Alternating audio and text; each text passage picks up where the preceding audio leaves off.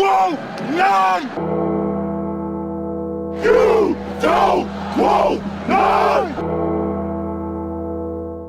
What's going on, Tar Heel Nation and college basketball family? It is your favorite North Carolinian, Russ the Tar Heel, and welcome to the men's department of Carolina basketball, man. And in this huddle, we're going to talk about the updated Week 7 AP poll. But before we get into the updated rankings, man, do me a favor and make sure that you are subscribed to the channel, man. The Tar Heel Huddle is obviously a great place for Tar Heel Nation and college basketball fans from all over the country to come together and talk college basketball.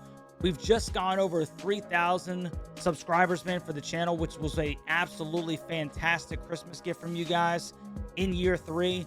And I can't thank you guys enough, man, for the family that we've created here at the Huddle, man. So if you're brand new, welcome. Hit that subscribe button and hit that notification bell for your boy. And without further ado, man, we're going to go ahead and jump into it by going over to the other monitor. And we can see that the Iowa Hawkeyes jump into the top 25 after previously being unranked with their 10-2 record, man. They absolutely abused Bucknell 94-39. Alvaro Bulgares came off the bench to drop 15 before the half. He finished with 17 points. Dude only averages 9.1 points per game. But that's what they call a good old-fashioned ass whooping, if I might say so myself, man. 94-39. Hawkeyes are done before Christmas, and they will not play again until December 29th when they take on UMass Lowell. Checking in at number 24, man, the Southern Cal Trojans, who were also unranked before this week. They bring their 12-1 record into the AP Top 25. They also beat the brakes off of USC Santa Cruz with 4 Trojans in double figures, man. But crap really is about to start to get real after their 2-week little break right here. They've got at number 2 Michigan, at number 9 Michigan State, and then at Minnesota. So it's I guess just your typical January Midwest suckfest for the Beach Boys down in SoCal. So yikes. Enjoy that stinking murderer's row, if you will. Checking in at number 23, man, we've got the Georgia Bulldogs, who are 10-1. They just beat Western Carolina 112-82 in their 5th 100-point game of the season, which is tied for first in all of college basketball with, I'm guessing, Michigan. And they're beating the wheels off of West Georgia right now while I'm making this video, man. So that'll probably make them 11-1, and they might even stink and score 100 points in that one. Georgia Bulldogs taking out West Georgia at the moment. And then checking in at number 22, man, is their arch nemesis, the Florida Gators, up 1 spot after beating Colgate last. Ruben Chinyello recorded his 6th double-double of the season, which is the most amongst SEC players. And they've played a really tough schedule to this point, and they look to continue to get back on track, man, against Dartmouth on the 29th. Checking in at number 21, the Who's of Whoville, up 3 spots from 24th with their 10-1 record. ACC. No, I'm just kidding, man. I can't stand the Who's. They recently beat up on my brother's Terps and reached 80 points for the 10th time this season, which is the most of any Cavaliers team over an entire season since 07-08.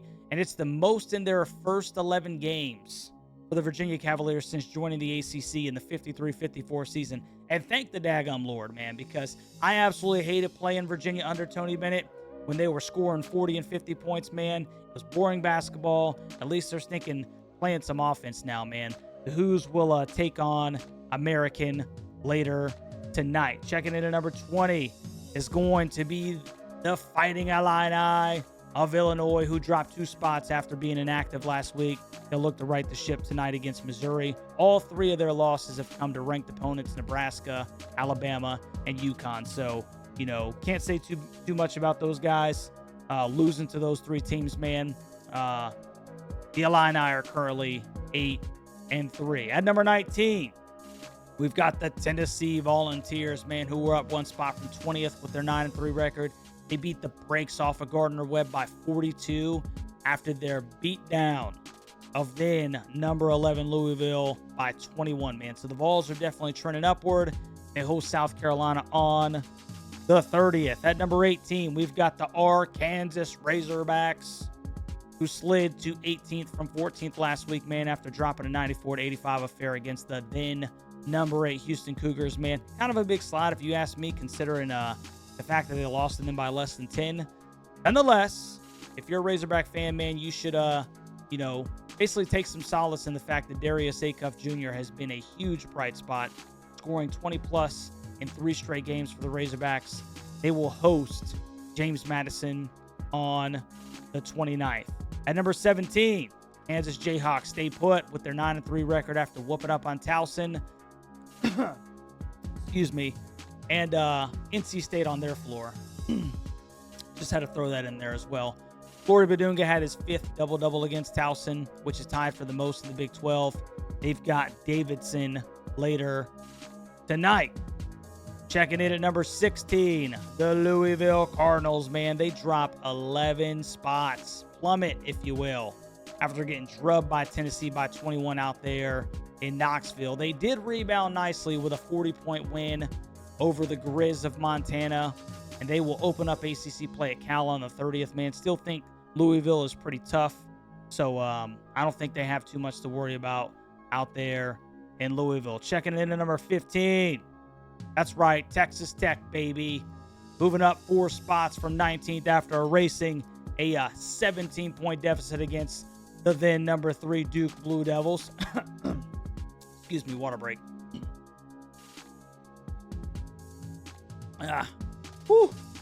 Shout out to Red Raider Nation. Salute to you guys. Tech is currently 9-3, and they'll take on Winthrop on the 28th. Plenty of time to get over that huge win against the Dukies.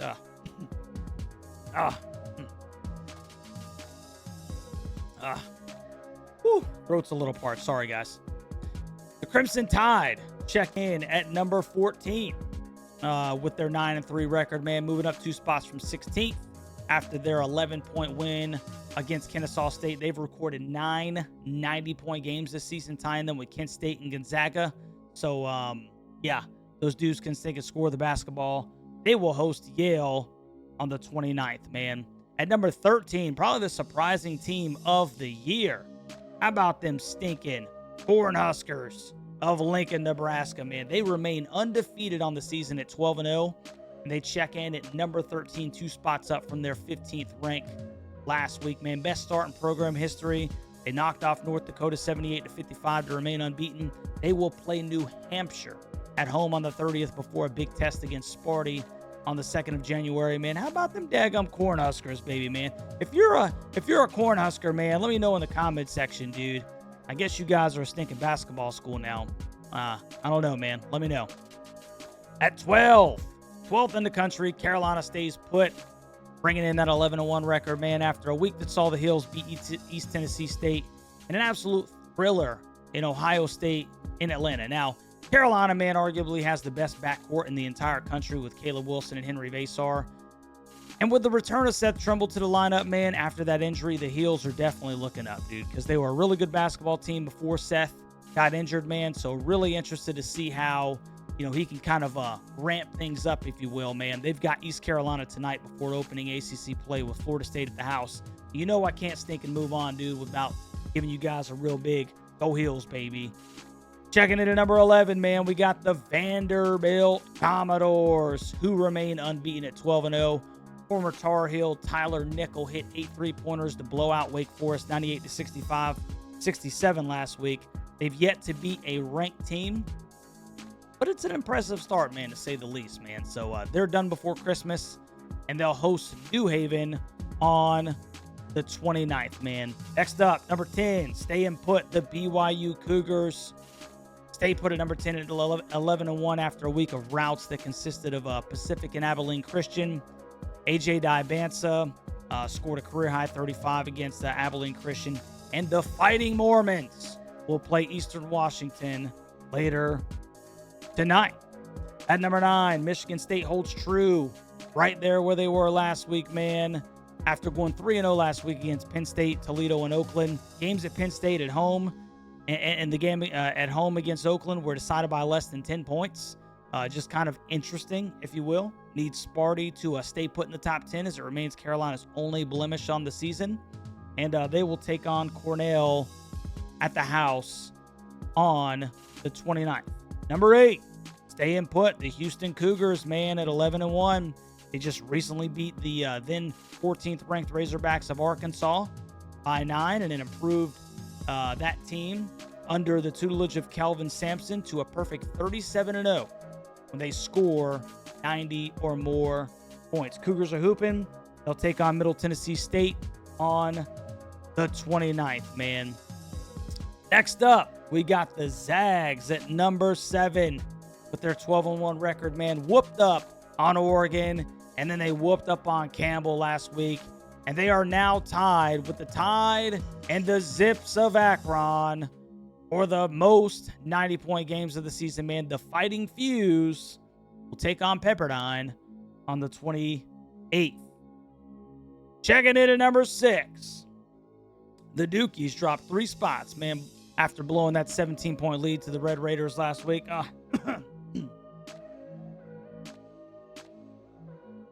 Water break. Largest blown lead since 2007, and it snapped a 69-0 record when leading by 15 under John Shire. Makes my stinking heart sing, man, but excuse me.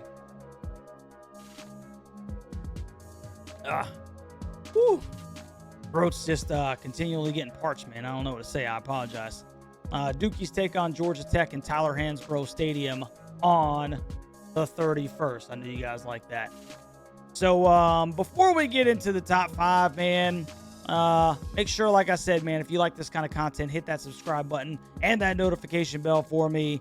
You gotta love college basketball, baby. Number 5, man, Purdue, who's back into the top 5 with a win over then number 21 Auburn, 88-60. Yeesh.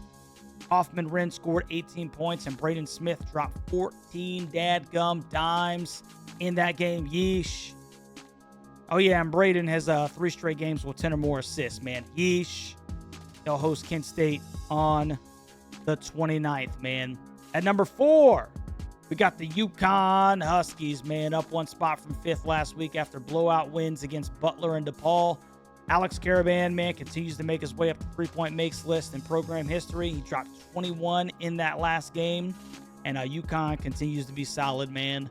They'll take on Xavier on the 31st, man.